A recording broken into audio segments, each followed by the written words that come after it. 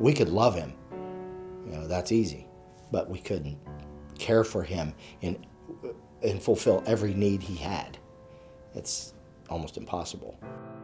It was like being out on a boat in the ocean, and you couldn't see the shore, and all of a sudden the lighthouse comes on through the clouds, and you knew where the shore was. And for us, that was hospice.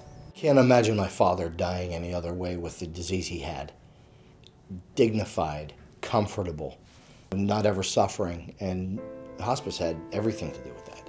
It's a fact of life. You know, there's life and there's death in this world, and it is very important to have someone with you and to support you at this time of your life. I've used the expression, you don't know enough to ask a question sometimes. And that's exactly where we were. We had no idea what care would need. We had no idea how to go about getting it.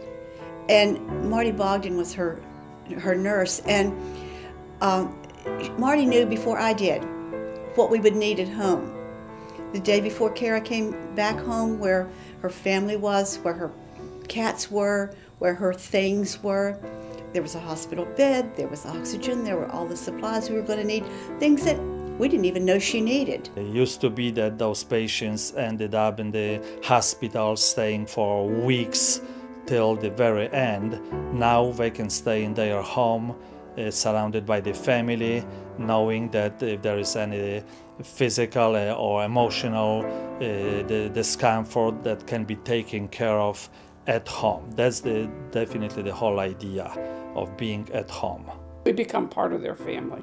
Oftentimes, the family gets a trust built up with us, and when they have that trust in us, then they can believe what we're telling them and they can follow the directions that we're giving them, and there's continuity in that care. They're seeing the same nurses and aides and the team members. So funny, the relationship that Marty had with my dad was really sort of funny, that they only knew each other for a couple of weeks. I couldn't get my father to take certain medicines, or maybe make him eat or drink some of that, those nasty, you know, protein drinks, whatever they are. Marty would come in, and he would see her and say, okay, and he'd smile, okay, I'll do this. And it was so simple then, you know, I could just worry about something else. And it didn't make that experience worse between us.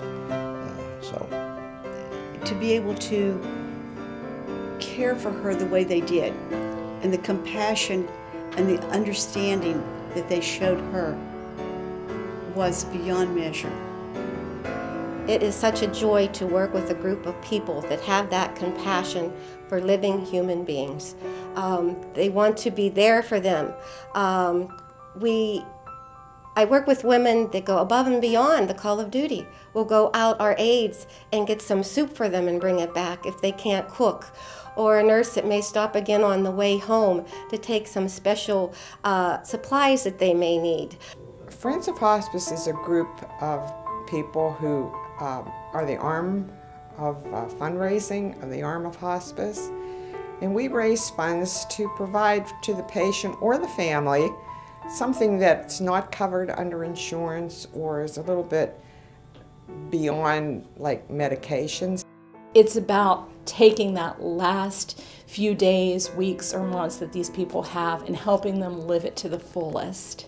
You know, making the most of that time, making those last memories that, you know, these families are going to be able to look back on. Could not ask for a more compassionate, caring group of people. I have no idea how they do what they do.